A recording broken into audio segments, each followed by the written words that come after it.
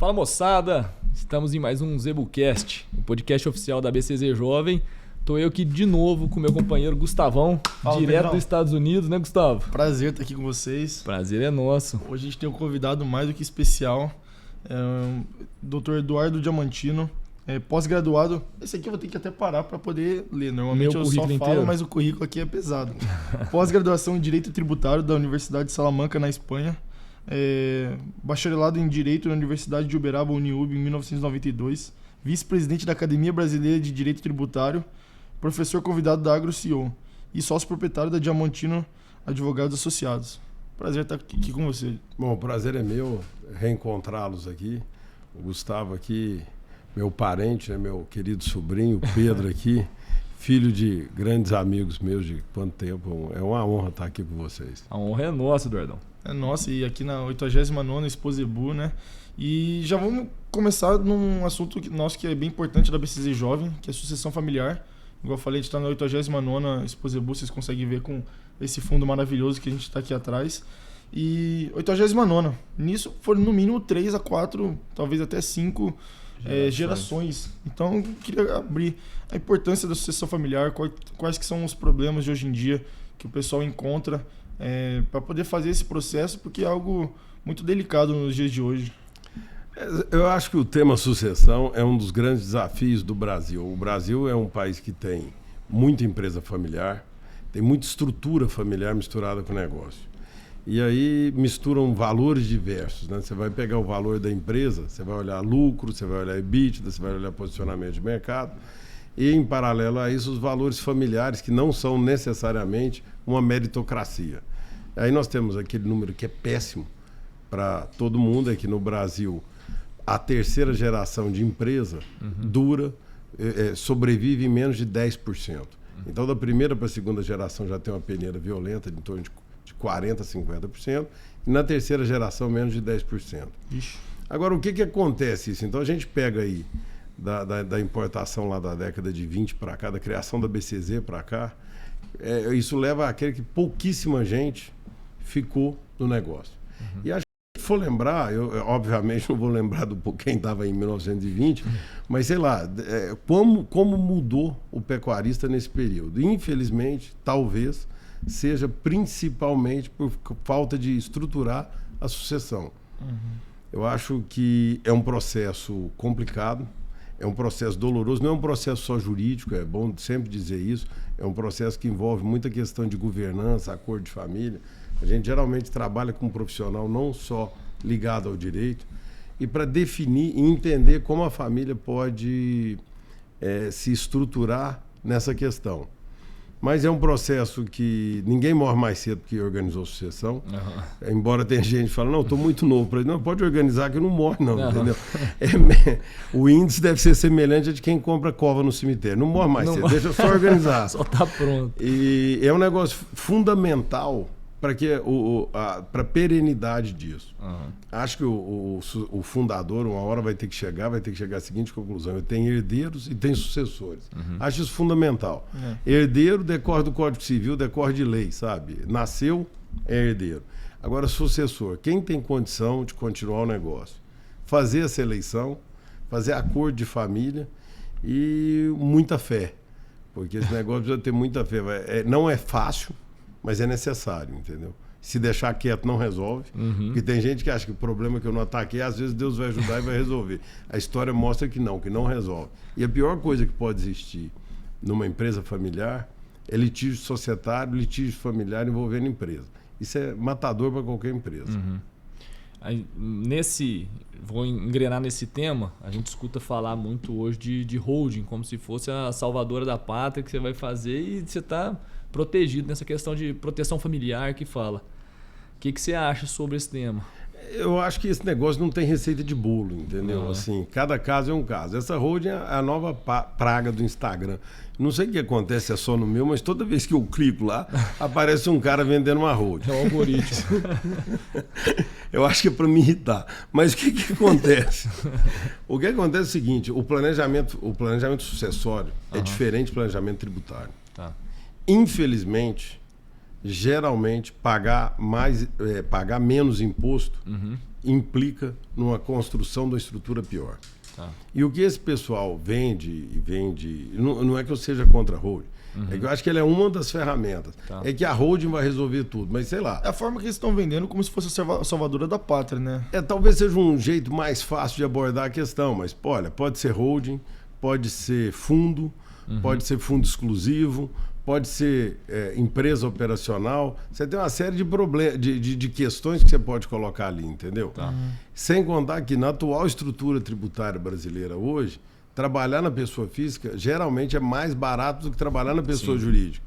Então aí o pessoal quer uma holding para colocar o patrimônio e vai operar pela pessoa física. Tudo bem, mas holding, se ela for de atividade eminentemente imobiliária, vai pagar mais o imposto, que é o ITBI. Então isso tudo precisa, assim, é uma matéria, não é chata, ela é detalhista, não é uma matéria muito simples de explicar.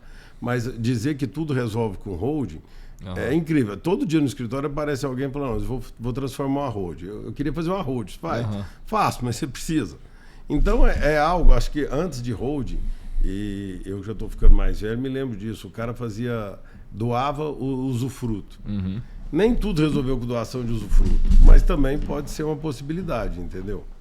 É de se pensar caso a caso. O que eu acho que está aumentando essa questão de holding hoje é nessa iminência aí de aumento de carga tributária aí de TCMD, né? O Imposto Transmissão, Causa Mortes ou Doação. Então, por isso o pessoal tem se movimentado mais nisso. Mas, definitivamente, fazer holding e não cuidar das outras questões, veja, o cara tem 2 filhos, ele põe tudo numa empresa e dá o controle de 50% para cada um. Pô, se uma empresa dessa não é gerenciável em um momento de crise, como é que resolve uma empresa com metade do controle? Acho que desavença de opinião não tem como sair do... Não tem como gerir a empresa. Acho que isso é assim. O cara não quis... De novo, volto no começo da conversa. O cara precisa primeiro resolver quem vai mandar. E aí resolvendo quem vai mandar e depois fica fácil colocar em qualquer estrutura. Mas precisa ter esse trabalho. Acho que a holding, se fosse a gente estivesse falando para pegar a analogia do bolo, ela vai ser assim, quase que um glacê do bolo, sabe? Entendi. Embalado na holding. Mas nunca vai ser a estrutura do planejamento. Não dá para começar aí é holding. A holding vai surgir dentro do processo, entendeu? Entendi. E é porque tem um fantasma que paira também quando você fala nesses negócios de sucessão familiar, que é as coisas caírem no espólio. Que fala que tudo que quando cai no espólio fica mais complicado. E acho que talvez a galera vai para a holding tentando evitar ir para esse lado. Que quando, é o que você falou da preparação, quando chegar a acontecer esse momento que ninguém quer que chegue, as coisas estarem arrumadas. Mas então a holding é só um dos meios que você tem para organizar a casa. Justamente, porque você pode resolver todo esse problema fazendo um testamento. Entendi. Sabe? Faz o testamento, mas aí fica mais barato, vai ficar mais operacional o holding. Tem gente que me liga, eu tenho 4 imóveis, quero colocar numa holding. Bom, vai pagar um contador a mais, porque 4 imóveis não justifica. Agora, por outro lado, a pessoa tem 20 fazendas, alguma outra coisa, inúmeras indústrias, tudo, vou colocar uma holding em cima. Pode ser, mas precisa olhar caso a caso. O importante nesse negócio não é a holding. O importante nesse negócio é planejar. Sim. Deixar combinado e estruturado o que vai ser, entendeu? E com a sua experiência, hoje você tendo, sabe, casos, sabe, diversos, qual que é a maior dificuldade que você encontra hoje? É escolher o que o pessoal escolheu o sucessor, ou se é a parte de separação de bens, ou o que mais encontra dificuldade nessa parte da sucessão familiar? Olha, não dá para listar uma. Mas eu quero dizer o seguinte, mulher atrapalha bem, mãe atrapalha bem. Porque mãe, geralmente, com todo respeito às mulheres, elas têm um sentimento maternal muito grande que não combina com pessoa jurídica. Entendi. Então, esse é um problema. O segundo problema é o bom senso do cara saber que ele não é sucessor, que ele é herdeiro. Sabe, é aquela história lá do cara que é assim meio idiota e voluntarioso, né? Esse cara é um perigo nesse negócio. Mas eu acho que esses 2 problemas, assim, a não definição dos papéis, acho que esse talvez para colocar genericamente, a não definição dos papéis. A mãe, que continua sendo mãe no negócio, o herdeiro que quer ser sucessor, quer ser o gestor, e o pai que não toma decisão. Tá. Fica descontrolado o negócio. Se é que o pai manda, né? Que esse negócio meu agora foi meio antigo, né? Às vezes a mãe é que manda, ela que tem que tomar a decisão. Mas é porque também tem um medo sobre o aumento da tributação também no negócio de herança, né? Na passagem de... Então, acho que você acha que isso é um porquê desse aumento da holding, porque você vê os Estados Unidos, eu não sei falar em porcentagem, não sou bom em número, mas é maior essa taxação de heranças do que aqui no Brasil e tem esse fantasma pairando aí do aumento da taxação. Esse fantasma vai encarnar até o final do ano, com certeza. Uhum. Hoje, em termos de tributação brasileira, nós temos o ITCMD, ele pode variar. Quem regula a alíquota máxima do ITCMD é uma resolução do Senado. Hoje, se eu não me engano, é a resolução número 9. Então, ele pode ir de 0 a 8. Tá. Então, o que acontece? Todo estado que fez progressivo aumentou violentamente. Eu vou pegar o caso do Mato Grosso do Sul, por exemplo, é 8. Uhum. É muito mais caro no Mato Grosso do Sul do que no estado de São Paulo ou em Minas Gerais, que é até 4. Tá. Uhum. Então, veja, vai subir, vai ter elevação. Existe agora um projeto de resolução do Senado que vai elevar a alíquota de 8 para 16. Tá. Então vai ficar mais alto. Isso não tem muito o que acontecer, o que fazer. O que acontece é que e vai pegar exterior, que hoje também, até o final do ano passado, você tinha uma posição de discussão muito grande, tem decisão contra o governo, que todo bem no exterior, ele não tinha competência para tributar. Uhum. Então o cara tem, por exemplo, um valor nos Estados Unidos. Esse valor, até o final do ano passado, não era tributado em caso de TCMD. Uhum. Você ia lá, declarava a conta do meu pai, a casa lá da Flórida do meu pai, eu recebi e não pagava ITCMD. A partir de agora ele já vai tributar. Uhum. Isso deve ser regulamentado. Existe em São Paulo 2 ou 3 projetos de lei já aumentando a alíquota para 8, tá. De 0 para 8. Do valor do imóvel. Do valor do imóvel ou do patrimônio líquido da empresa. Tá. Isso vai ter um acréscimo considerável. Uhum. E isso deve passar para 16. Como é que isso funciona no mundo?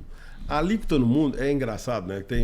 O pessoal fala, não, nos Estados Unidos chega a 42%. Bom, na Flórida ele chega a 42%. Uhum. Mas ele começa a incomodar, e acho que ele é a 3 ou 4% a partir de 12 milhões de dólares. Entendi. O cara pagar 42% de TCMD lá, o patrimônio do cara tem que ser realmente um patrimônio gigantesco. Uhum. E lá, o americano tem cultura de empresa.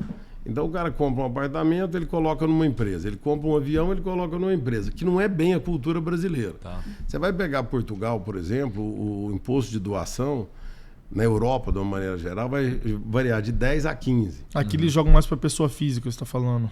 Não, como? Você falou que lá eles pegam um avião e colocam na empresa. E aqui joga na pessoa física e depois tem esse problema. Aqui a tradição é pessoa física. Entendi. Né? Mas lá ele tem sempre aquele conceito de empresa como uma empresa para um fim específico. Meu avião está nessa, o meu barco está naquela, entendeu? E minha caminhonete está na outra. Agora, voltando assim em termos de alíquota. A alíquota europeia vai estar entre 10 e 15. Agora, Portugal, por exemplo, não tributa nenhum residente todos os bens que você tem fora. Uhum. Então, por exemplo, existe um planejamento muito em voga aqui para pessoas de alta renda. O pessoal muda para Portugal, não é bem porque gosta de Portugal. Se torna residente fiscal em Portugal e doa todos os bens no Brasil sem pagar imposto nenhum. Uhum.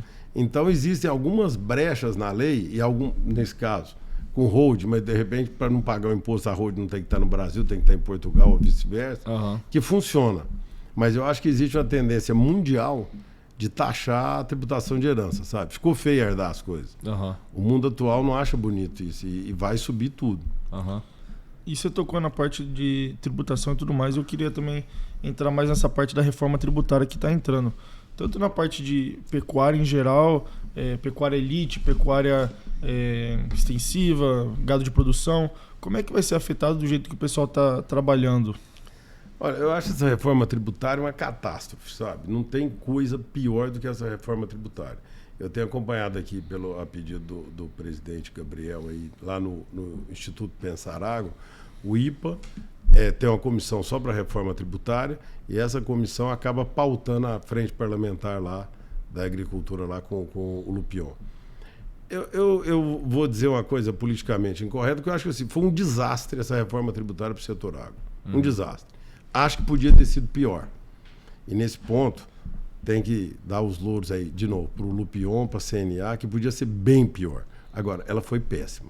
Você vê, você sai de uma alíquota hoje, como é que funciona a tributação do imposto sobre consumo, aí, o ICMS, no agro? Você compra quase tudo com diferimento. Então, tudo que a gente compra aqui numa produção pecuária vai diferido até a entrada na agroindústria. Então você praticamente não tem carga. Eu fiz um estudo aqui, no caso do gado registrado. O gado registrado não paga PiscoFins, ele está isento, e não paga ICMS, porque ele é registrado, então logo ele não paga. Então hoje o que você tem de carga tributária no gado registrado? Absolutamente zero em termos de imposto sobre circulação. Não paga o PiscoFins, não paga o ICMS. O que a reforma fez? Ela juntou os dois, criou um negócio que chama IVA dual, que é o IBS e o CBS. É o PiscoFins e o ICMS juntos, com um novo nome. Juntou a alíquota e fez 3 listas, basicamente, só para ficar fácil de explicar. A lista cheia, a alíquota cheia, em torno de 28% a 29%.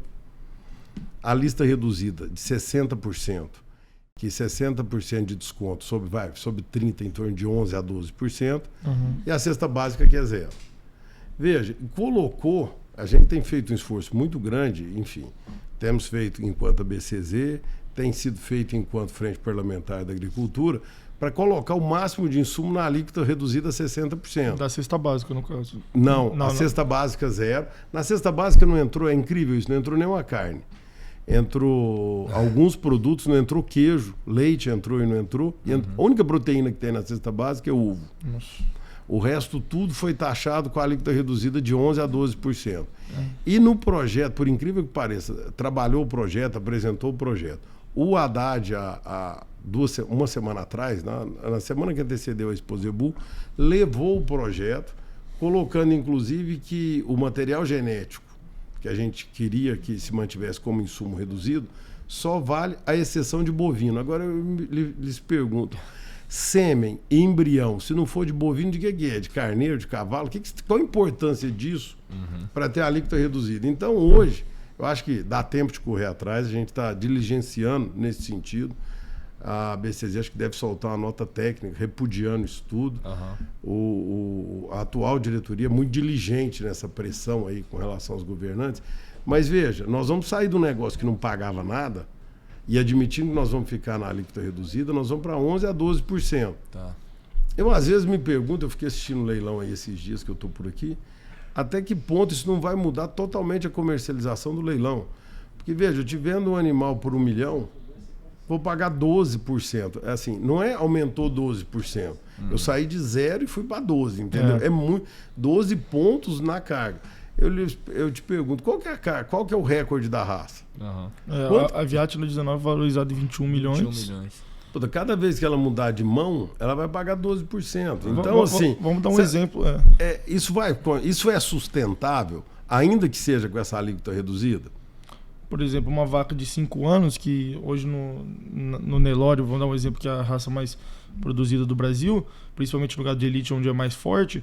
Se tem uma vaca de 5 anos, ela vende prenhez, ela vende aspiração, ela passa na mão de 2, 3 proprietários em menos de 5 anos. Nisso daí, cada vez que for passar de 12%, vai ser o que pode inviabilizar muitas vezes. Eu sei que tem a história agora que, como você vai virar contribuinte, efetivamente, você vai poder tomar os créditos disso tudo. Mas eu tenho certeza que esse balanço é altamente negativo para começo de ciclo. Porque você não vai tomar, numa composição de crédito de uma produção rural, uma boa parte do custo é a terra. E da terra você não toma crédito. Então, por mais que você compre sêmen, compre óleo diesel, compre serviço de veterinário e tome um pouco de crédito, vai subir muito o custo. Será que isso não vai alterar essa sistemática de leilão daqui? Porque, igual você falou, por conta... O que mais acontece no gado de elite é de passar o animal de um proprietário para o outro. Por conta da cobiça do animal, que ganha, que melhora e tudo mais. Porque isso, imagino eu, você pode me corrigir, que não vai afetar tanto o gado de produção, assim, o gado de corte, que vai passar na mão de um proprietário, talvez entre cria para recria e depois já pode ir para abate, então vai passar pouco. Então, realmente é o gado de elite que provavelmente vai sofrer mais e que é um mercado hoje que movimenta milhões por ano, sabe? Só que na Exposebu, acho que de leilão até agora, faturou mais de 100 milhões. Eu queria deixar só claro o seguinte, isso vale acima do faturamento de 3.300, porque senão o cara antes tem um possível simples caipira que não paga o IVA e toma o crédito do IVA, enfim, é outra conta. Mas veja, quase todo mundo fatura hoje mais de 3.300 por ano. Qualquer produtor médio está acima de 3.300. Eu acho que isso vai mudar totalmente a logística de leilão. Sim. Agora, posso também, como eu não entendo nada de negócio, né, eu custo entender de lei. Se eles vão achar Eles vão achar uma outra forma, ou se o próprio negócio vai absorver o custo do IVA dentro dele, mas que não deixa de ser uma pancada. Eu acho que, inclusive, dentro dessa perspectiva de reforma tributária, eu acho que esse IVA aí de 12% vai aumentar o custo de alimento de uma maneira geral.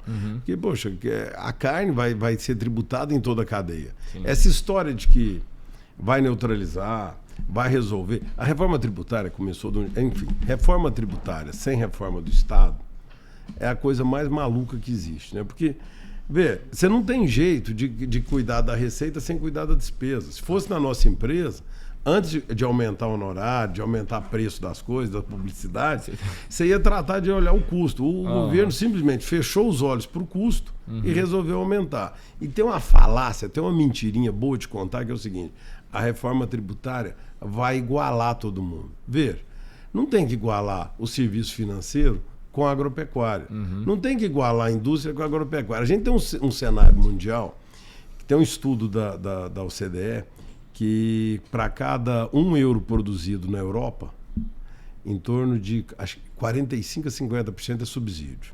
Tá. Você vem para o Brasil, é impressionante o dado. Crédito subsidiado, que acho que era o único crédito subsidiado que tinha aquele dinheirinho mais baratinho, responde hoje menos de 10% do valor da produção rural. Então você não tem jeito de fazer para cada €1 no Brasil, quanto que é de crédito? 0,05 centavos, nem isso dá. Agora, veja, e além disso, ele quer tributar a gente igual a outros setores, entendeu? No mundo todo, o agro passa a viver de subsídios. Aqui a gente não tem subsídio e ele quer nos impor uma carga de indústria, uma carga de serviço financeiro. Isso esse argumento é de uma falácia incrível. Isso é uma mentira bem contada, entendeu? O agro de fora, eles só são competitivos na questão mundial por conta dos subsídios. E aqui a gente fica enfrentando vários problemas, questão de governamental, e agora uma reforma tributária que deveria vir para ajudar e simplificar, só vai piorar a nossa situação. Então, enquanto muitas vezes o Brasil tem que correr atrás dos outros por conta dessas questões e só sofre por conta do governo, enquanto lá fora eles estão sendo ajudados e estão sendo subsídio. Então, em vez de o governo fazer com que a gente fique mais produtivo, facilite para a gente, estão jogando contra, né? Eu acho que assim, a reforma tributária é uma face do problema. No Brasil, o regulatório, para você olhar se uma fazenda está em ordem, você precisa de uns 8 ou 9 documentos fácil. Primeiro você tem que ir no cartório e arrumar uma certidão de matrícula. Conforme o cartório, essa certidão ser vintenária não significa nada. E nós temos grilagens centenárias no Brasil. Tem coisa grilada aí desde a independência do Acre, por exemplo, só para dar um exemplo. Tem mais de 100 anos de problema no domínio. Coisa que ninguém atacou nesse governo, né? O Bolsonaro, até justiça seja feita, ele tinha feito uma MP para resolver esse problema, apelidaram a MP de MP da grilagem, não fizeram nada. Se tem o primeiro problema, você tem que achar a escritura. Resolvida a escritura, o imóvel tem que ter um CCIR, que é um cadastro que tem lá no INCRA. Esse cadastro que tem lá no INCRA precisa ter um do NIRF, que é o número do imóvel na Receita Federal, precisa ter um no IBAMA, que é o tal do ADA, o Ato Declaratório Ambiental, tem que fazer um monte de declaração. Assim, é uma complexidade. Outorga de água, né? Porque se for usar água, tem que ter outorga de água. Enfim, é de uma complexidade absurda o que a gente envolve aqui. Aí depois tem uns outros probleminhas básicos, né? Tem o problema ambiental, né?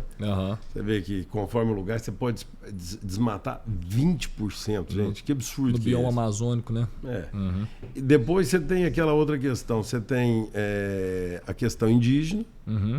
E essa questão ambiental. E mais agora, né? Ressuscitado o MST agora, que ele também quer terra, né? Você vê que os caras são tão complicados que eles começaram a invadir as unidades de estudo lá de Embrapa, essas coisas todas. E a questão do sem terra também vai voltar. Então, o produtor brasileiro, não é fácil. Não tem um segundo de paz. Eu começo a pensar que a questão climática, que eu falo, na agropecuária tem a questão climática. A questão climática é fácil, dá para prever. O Brasil resto é que é complicado. E a reforma tributária ela ainda é um projeto, né? Ela vai ser discutida ainda, ela ainda não passou, não foi aprovada, né, nos termos que ela ainda está.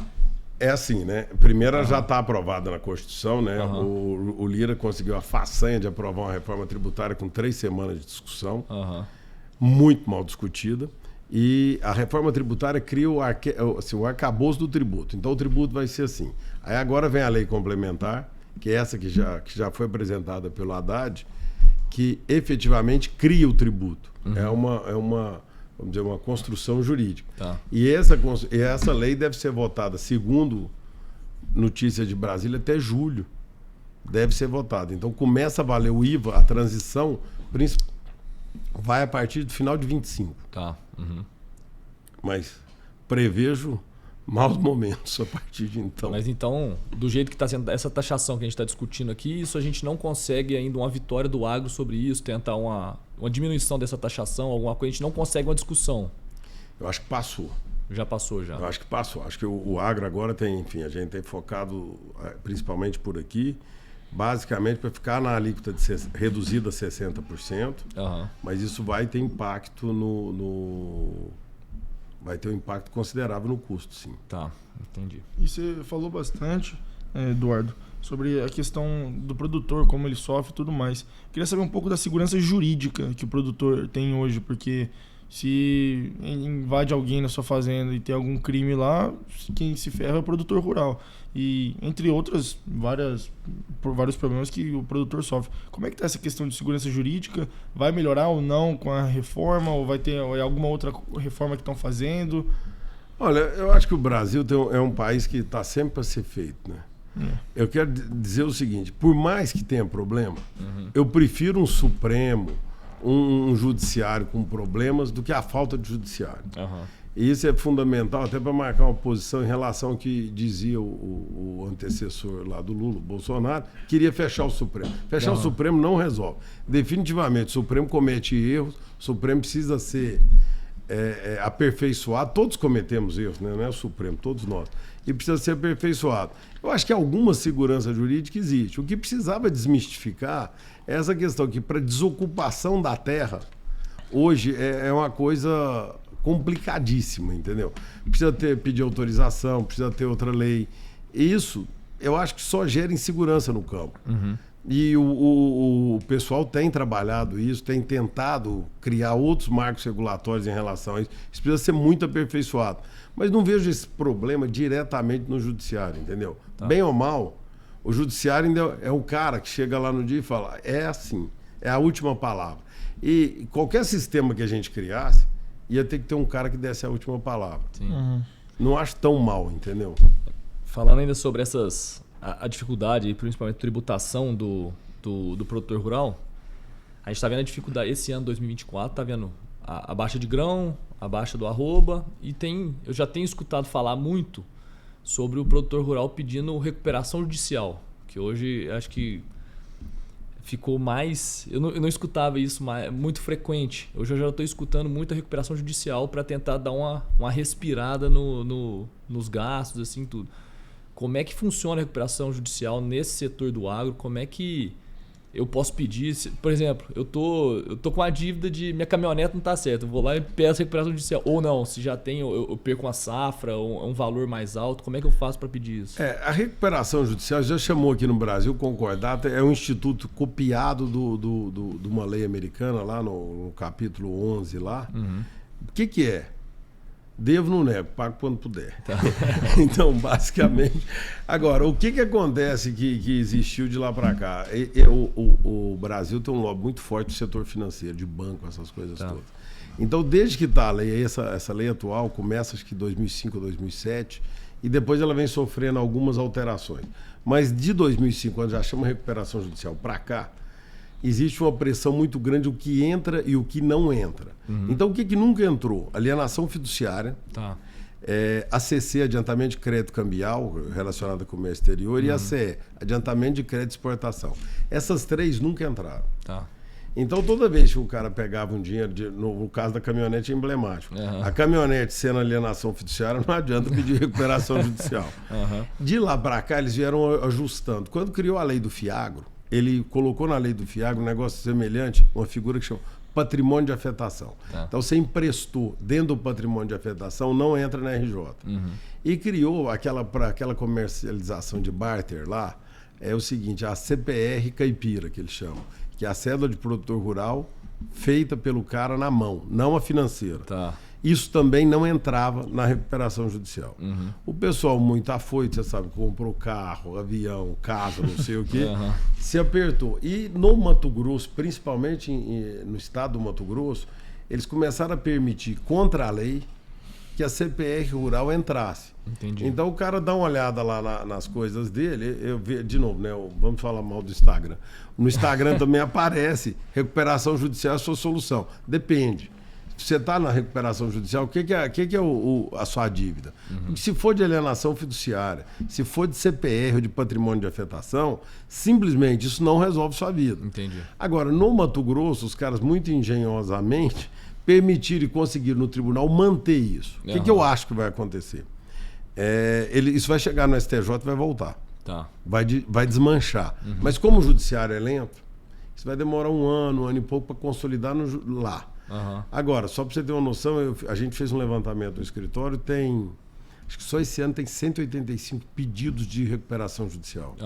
O ano inteiro de 23, foram 150 pedidos. Tá. E só no Mato Grosso já tem 185. A gente não chegou nem na metade do ano ainda. Pois é, a hora que vier agora essa safra, eu acho que o pessoal não vai conseguir começar a plantar setembro, outubro, sabe? Até lá o cara pede de novo. Porque ele não vai conseguir girar, né, o estoque. Eu acho que o boom disso vai ser entre setembro e outubro. Então a tendência agora é dar uma arribada no número de pedidos. Eu acho que a gente passa, eu não entendo muito de mercado não, mas eu tenho a impressão que a gente passa por um aperto de liquidez violento.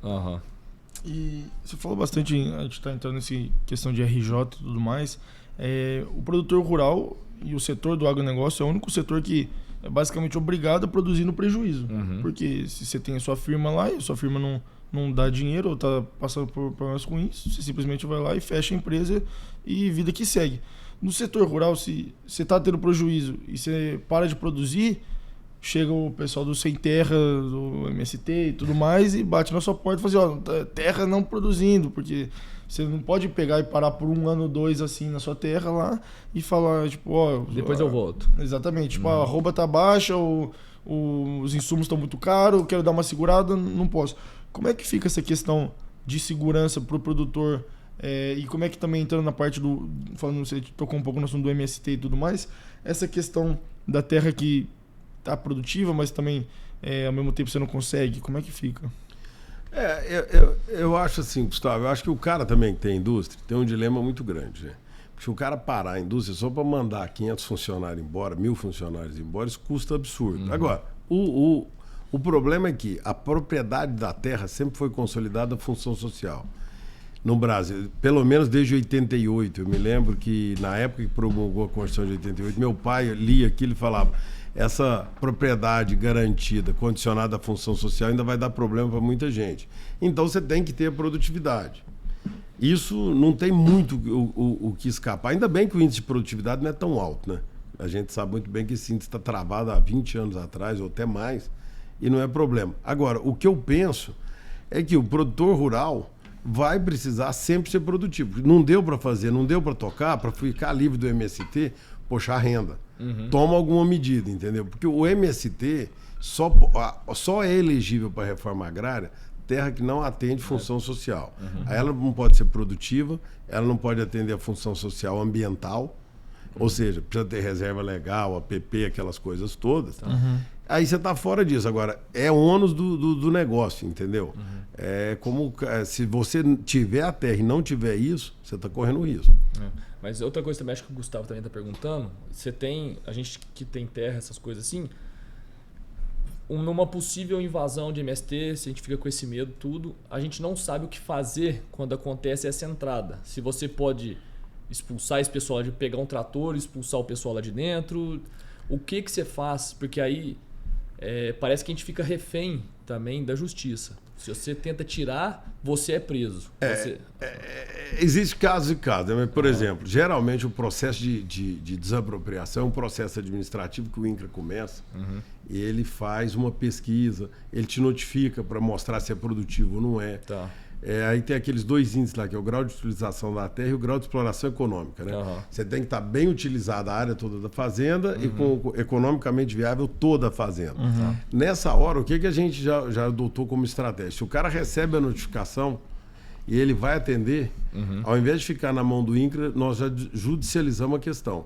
A gente entra com ação declaratória de indesapropriabilidade e com isso a gente já passa para o judiciário essa liminar. A gente já tenta tirar uma liminar anteriormente. Assim, eu não sou elegível para a reforma agrária, que já ganha muita coisa. Porque uma vez, vamos dizer, e o esbulho da posse, você tem direito de reagir proporcionalmente tudo, mas aí é aquela questão que junta mídia, você matar um cara lá dentro, responde criminalmente, piora muito a questão, entendeu? Então acho que o que você tem que estar de olho é o seguinte: começou o processo de vistoria, pode tomar alguma medida relacionada a isso, entendeu? Entendi. Só porque quanto tempo isso demora? Esse processo jurídico assim, porque, por exemplo, você tá com a gente está agora no meio da safrinha, tudo.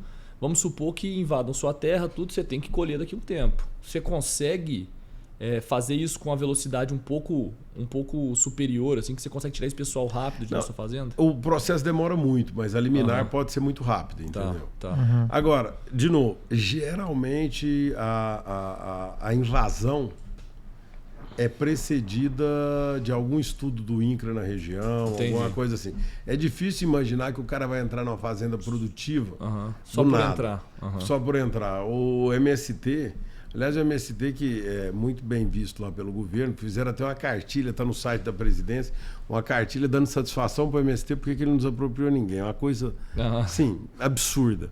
E seja como for, mas ele é bem estruturado. Ele invade, geralmente, onde tem... Ele já tem um embasamento. Eu tenho a impressão que ele está invadindo as Embrapas justamente para incomodar e o governo tomar medidas. Você dê uma olhada no programa do governo também, só para a gente ter uma noção de onde vai invadir.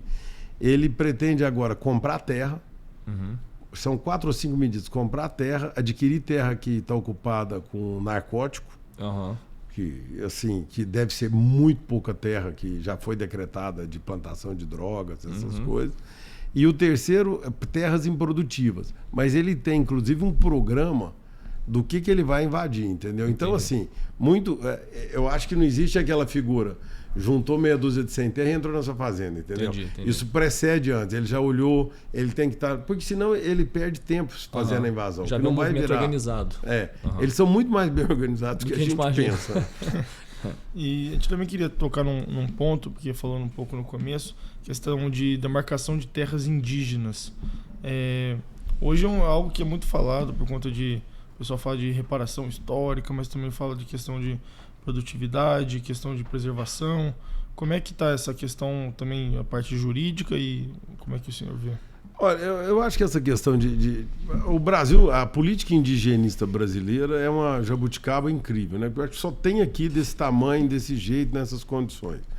O que aconteceu? Essa questão, eu vi recentemente, o Lula criou 2 ou 3 reservas, acho que o mês passado, e se prepara para criar, acho que mais 120 reservas. Nossa Senhora.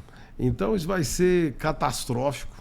E o Lula, como sempre, desrespeitando a história da pré-indenização. O que aconteceu? A história do marco temporal. O marco temporal é uma figura que todo mundo começou a acreditar depois da reserva da Raposa Serra do Sol, que os caras acreditavam o seguinte: tem que demarcar até 88. Eu gosto da ideia. Mas eu já li a Constituição e para ninguém ter que ficar lendo, é só dar um Ctrl F lá e procurar. Não existe marco temporal dentro da Constituição. É a construção de advogado, de procurador que inventou esse negócio. Mas isso não existe. Então o que acontece? O que eu penso é que, no julgamento do Supremo, o Supremo fez uma coisa muito boa. Ele falou o seguinte: tem que indenizar.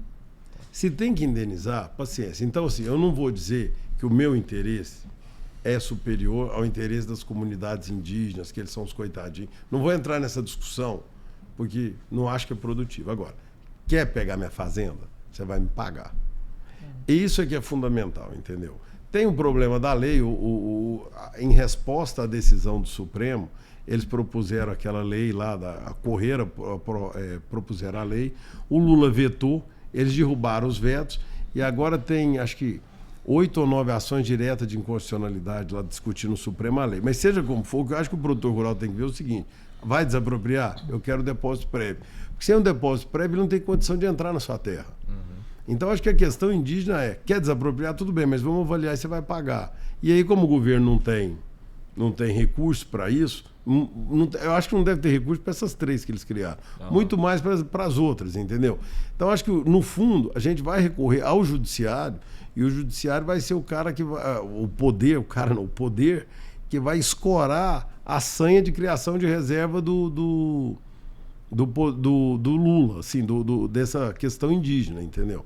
Que é ridícula, né? Enfim, você vê cada história que você vê disso, índio cobrando pedágio, índio envolvido com mineração, e isso não faz sentido. Eu não tenho nada contra o índio em absoluto, mas assim, não faz o menor sentido tudo isso que está acontecendo. Eu escutei uma história esses dias de um amigo nosso, mandar um abraço Surdão, abração que você escuta a gente sempre, e ele me contou que porque ele roda entregando sêmen no Brasil inteiro, e ele passou por uma reserva para poder, que os caras cobravam para poder passar na ponte e tudo mais. Daí ele falou, pô, tô sem dinheiro. Daí o índio falou, índio aceita Pix. Daí ele falou assim, não, eu tô sem internet. Índio tem Wi-Fi.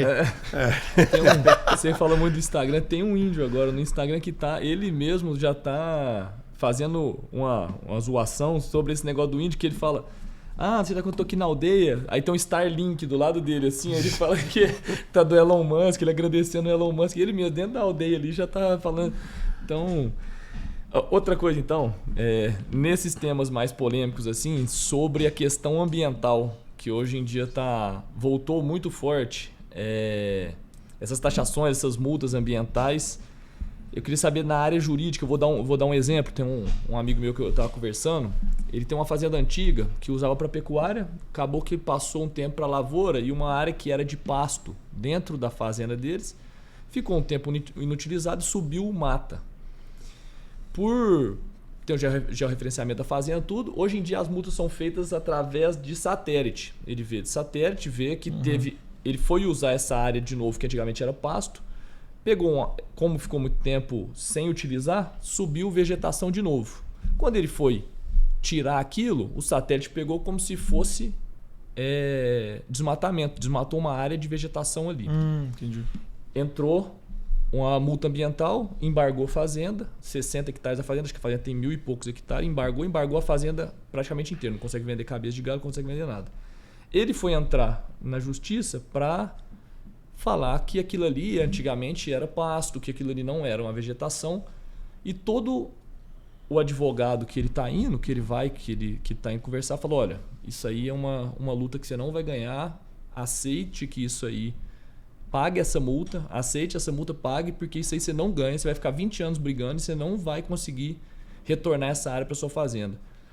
Mas então, ela excede a reserva legal, os 20%, por exemplo, se for por aqui? Eu não sei, aí já é muito, foi só conversa muito, porque ele não consegue esses, acho que são 60 hectares da fazenda dele, que ele tirou aquilo ali, ele vai ter que admitir que aquilo ali era realmente vegetação, porque acho que é de 2007 para cá que tem as imagens de satélite. Pode ser. Mas antes de imagem de satélite tinha aquelas aerofotogrametria, né? Mas com certeza de um tempo para cá ele é muito mais frequente as fotos, né? Porque tirou, tomou a multa. Como é que você fica respaldado sobre essas situações? Assim, ele chega, te multa, você pode ter razão, que aquilo realmente não era uma área de mata antigamente, só que ele te joga a multa e você não tem como nem recorrer sobre esse processo. Você sabe o que eu acho? Eu acho que tem hora que tem que deixar o pau quebrar para resolver as coisas. Então, o que eu vejo, por exemplo, no governo anterior, ele meio que congelou a estrutura IBAMA, né? A estrutura ambiental. Congelou multa, congelou tudo. Aí congelou 4 anos e agora descongelou, saíram os bichinhos que era já ter acabado aí antes. Ou seja, ele postergou o prazo de 20 anos para 24 nesse caso. Então, veja, eu acho que se tivesse corrido, eu acho que falta muita maturidade nessa questão ambiental, entendeu? Multa ambiental, eu vou te dar um exemplo de um cliente que é confinador de gado aqui no interior de São Paulo, me ligou, ele recebeu uma multa ambiental gigantesca porque ele comprou gado de área embarcada do Pará, área embargada lá no TAC. Aí nós fomos olhar o caso, tem jeito, não tem jeito, como é que faz? Vamos olhar. Aí depois eu fui entender o seguinte, no estado do Pará, o produtor rural não tira nota fiscal. Uhum. Você vai lá na agência fiscal e o cara tira a nota fiscal para você. Então, o que aconteceu? Ele comprou o gado de uma pessoa, essa pessoa que já estava na lista foi lá, deve ter subornado alguém na agência fiscal, passou a emitir nota de todo o gado que estava na fazenda dele, e o cara que comprou o gado aqui em São Paulo, com nota quente, pago na conta, tudo perfeitamente, tomou a multa. Vai respeitar, vai responder pela multa. Agora, veja, tudo bem, ele precisava ter feito uma due diligence melhor. Na prática, você está sabendo disso. Você vai comprar 100 cabeças de boi, 150 cabeças de boi, você não vai parar e fazer liga para um advogado especialista no Pará, pega o laudo que está tudo ok. O cara pegou o documento fiscal, pagou corretamente e ele tomou a multa. Agora, de quem é a culpa? Agora, nesse caso, então assim, absurdo em multa ambiental é o que mais tem. Tanto é que eles não divulgam isso. Tem multa muito grande, mas tem um índice de recebimento perto de zero. Entendi. Porque elas não andam, ele não tem estrutura de cobrança. Você toma uma multa da Receita Federal, bem ou mal, em 5 anos, se você não fizer nada, você tá liquidado, eles te tomaram as coisas. Tá. O ambiental é muito confuso. Agora, nesse caso que a gente está falando aqui, desse que você ouviu falar, eu fico pensando o seguinte, se ele tivesse a reserva legal no limite, não tem porquê o cara impedir ele de desmatar o excedente, entendeu? Eu acho que vai ser assim, algo extremamente difícil, que vai pedir licença para suprimir vegetação, ele vai demorar, vai pedir um caminhão de papel, mas não faz muito sentido. Agora, quando demorar 20 anos e brigar, 60 hectares são 60 hectares. O que tem? Vamos brigar até o final. O brasileiro é muito desanimado de brigar, entendeu? O problema é o embargo da fazenda inteira. Os 60 hectares você fica embargado. É o problema dessa fazenda do Pará. Você não consegue vender gado mais porque você tem uma multa ambiental dentro da sua área. Poxa, entendeu? Mas precisava ver o caso, mas é um absurdo o cara ficar com a área totalmente embargada. É que o Pará tem tanto problema fundiário, né? Um tempo atrás teve um provimento da Corregedoria Nacional de Justiça que caçou todos os documentos acima de 2.000 hectares. Isso ficou caçado quase 10 anos, entendeu? Então, absurdo tem. Mas tem que brigar, gente. Já que eu tô aí pra isso, pra arrumar briga. Um advogado falando pra brigar, eu acho que é suspeito. Totalmente. Não, mas sabe o que acontece? Eu acho que tem que ser mais inconformado. Você vê, a gente vive no Brasil, às vezes a gente é muito aquietado. Você vê, o sem terra, eu não entendo porque o cara tem direito à terra. Eu nunca, assim, o que eu tenho de terra eu comprei, eu ganhei, mas do meu pai, não dos outros. Então por que você tem direito à terra? Você pega o índio, ele tem direito à reserva indígena. Por quê? Porque ele estava aqui antes, meu amigo. Você estava, já te tirei, acabou tudo, voltou. Então, assim, aí o produtor falou: mas eu acho que não compensa brigar. Poxa, eu acho que tem que brigar até. Tem que cair chutando, entendeu? A gente entrou um pouco no assunto das reservas indígenas e tudo mais, e falou. E comparou um pouco mais com a questão das fazendas privadas e tudo mais. Mas falando numa questão macro, se não me engano, foi quando o Aldo Rebelo estava aqui com a gente, ele falou que a Ferrogrão é um dos maiores projetos do Brasil em questão de ferrovia e que está para sair, era para estar saindo, mas que está sendo inviabilizado por conta de uma reserva indígena que está no caminho da Ferrogrão.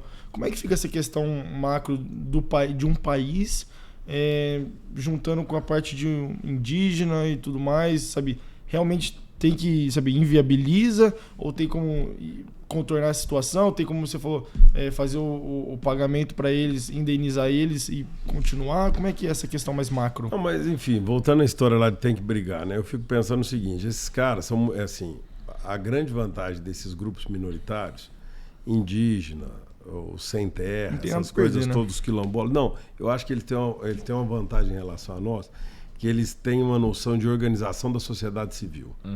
Sabe? Eles são muito bem organizados. Eles têm uma boa assessoria de imprensa, eles acessam bem, a causa deles é bem vendida, sabe? Então, tem uma agenda apoiando. Tem uma agenda positiva apoiando, eles captam dinheiro fora apoiando. Marketing é fácil, igual você falou. Então, agora, da nossa parte, a gente tem que melhorar a imagem e brigar. Porque é um absurdo o cara parar. Então a reserva indígena não vai escoar grão porque passa dentro da reserva indígena. Isso precisa ser resolvido, entendeu? Da nossa parte não tem muito o que fazer a não ser brigar e saber o seguinte: a gente, enquanto associação, é muito mais desarticulado do que eles, né? Porque por que não juntou a Associação dos Produtores de Grão, foi lá e apertou e fez movimento? Esses caras, a troco aí de um caminhão de som e um pouco de pão com mortandela, junta um monte de gente. A gente não consegue fazer essa movimentação, entendeu? Ou faz de forma equivocada. Faz querendo apoiar quem está com direito caçado, essas coisas. O que a gente tem que apoiar é a nossa causa. Eu acho que a gente precisa aprender muito isso, sabe? Esse terceiro setor, a gente engatinha nisso, perto desse pessoal que viveu disso, entendeu? E Pode não? você falou que a gente está um pouco desorganizado nessa questão. O que você acha que daria para a gente, não sei se é como país, se é como setor agro, se é alguma associação, se é a BCZ com a Associação dos Agricultores, como é que você acha que tem que se unir para poder rebater ou se é a frente parlamentar, como é que fica? Eu não sei projetar isso, sabe? O que eu acho é o seguinte, eles contam, só para concluir, esse pessoal do terceiro setor que nos atrapalha, conta com a benevolência de todo mundo, né? Com a benevolência europeia, que o sonho da Europa é acabar com o agro brasileiro, deve contar com a benevolência americana, de um monte de gente, porque assim, todos eles contam. Eu acho que da nossa parte, eu acho que é conscientização, é cultura, né? Tem que pôr os caras para conscientizar. Acho que a frente parlamentar faz um bom trabalho, mas a gente precisa sair daquele estigma agro-troglodita e provar que a gente não é isso tudo, sabe? Aliás, pelo contrário, né? Quem puxa a carreta, quem paga a comida somos nós. Sabe, é uma revalorização do negócio. O cara tinha que ser, o produtor rural tinha que ser tido como um herói e não como o vilão. Para isso, acho que muita educação, sabe? Demora. Educação, assessoria de imprensa e energia, né? Vontade. O Aldo até comentou que ele não aceita, ele foi bem enfático aqui, ele é um cara muito tranquilo. Foi enfático nisso. Deu tapa na mesa, mas ele falou que ele não aceita o Brasil ir para o exterior ser réu, né? Principalmente nessa questão de meio ambiente. Essa coisa, a gente do agro, a gente trabalha com agro, já respeita pelo menos 20% de uma preservação ambiental dentro da propriedade. Em algumas áreas, porque senão é mais. Chega a 80%. E vem pessoal de fora, principalmente Europa, tudo, que quando foram propor um projeto virar 4%, já virou aquele escarcéu lá na Alemanha, e querem colocar a gente num banco de réu falando que é a gente que está desmatando. Então o Aldo chegou e falou, não, eu não aceito. Foi a sua briga. Falou que o nosso negócio é se organizar e brigar. Porque se a gente ficar aceitando tudo também que é imposto sobre a gente, o desenvolvimento do agro também eles vão conseguir ganhar sobre a gente. Olha, talvez vocês aí que estão na BCZ jovem, o próximo passo que vocês vão deixar de ser jovem, seja uma BCZ com essa característica política, sabe? Porque, enfim, associação de classe a gente tem. E essa associação tem que brigar por essas coisas todas. Isso é um trabalho incansável. Daqui uns dias nós vamos ser... eu já vi aquela história que o município que mais emite gás carbônico no mundo é Marabá. Ninguém fala, né? Porque é o maior município do mundo, essa coisa toda. Eu acho que esse trabalho com relação à imprensa é um negócio fundamental, sabe? Esse foi um dos principais motivos para a gente poder ter criado e desenvolvido o ZebuCast, para a gente poder desmistificar essas falácias aí. Eu acho que vocês estão no caminho corretíssimo. A gente agradece e ter pessoas como você, como o Aldo, como o Roberto Rodrigues, que veio aqui também, entre outros episódios que a gente gravou anterior, para a gente poder desmistificar e mudar essa cabeça, principalmente conversando com os jovens, né? Porque daqui 40 anos, quem vai estar realmente batalhando para a gente, trabalhando, é a questão dos jovens de hoje. Então a gente está tentando fazer o trabalho nosso, né, Pedro? Não, eu concordo. Agora eu vou pedir uma opinião sobre quem entende. Eduardo, nos próximos, assim, você vê essa geração entrando aí na sua área, no setor jurídico. O que você espera dos próximos, sei lá, 20 anos, 10 anos do Brasil? Você acha que, principalmente nesse setor rural, nesse setor de meio ambiente, o que você espera? Você espera que melhore? Você espera que... A gente falou do tributário. Você acha que a gente consegue vitória sobre isso? Você acha que a gente vai ter que, do jeito que está hoje, a gente vai ter que brigar para conseguir algo a nosso favor? Olha, eu vou dar um palpite político. Eu imagino o seguinte, eu acho que o terceiro mandato do Lula... eu não sou petista, mas não tenho nada contra o PT de forma alguma. Sou um cara super... aberto a esse tipo de ideia. Ele é o pior. E eu acho que essa ideologia do terceiro mandato é muito complicada. Nós precisamos virar isso. Porque eu acho que o Brasil tem duas opções. Ou ele vai ser o grande produtor de agro do mundo, um lugar moderno, sabe? Você vê aí o drone e tudo bem construído. ou o Brasil tende a virar uma Argentina e depois uma Venezuela, entendeu? Tá. Eu acho que nós estamos num momento da escolha fundamental porque a gente quer do futuro. Acho que a próxima eleição é fundamental nesse sentido.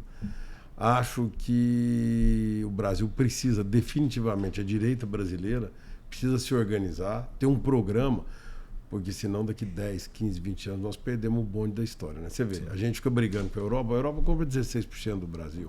Daqui uns dias, continuar daquilo que lá só tem gente, eu adoro a Europa, só tem gente velha lá e morrendo. E agora um pouco de muçulmano. A gente precisa focar com a Ásia, fortalecer essa ponte com a Ásia e mudar radicalmente a nossa estrutura na questão indígena, na questão ambiental, na questão fundiária. A gente precisa... E outra coisa, economicamente, eu não vejo outra vantagem. O Brasil só tem uma saída do agro. Sim. Nós não vamos ser os maiores produtores de carro, de componente eletrônico.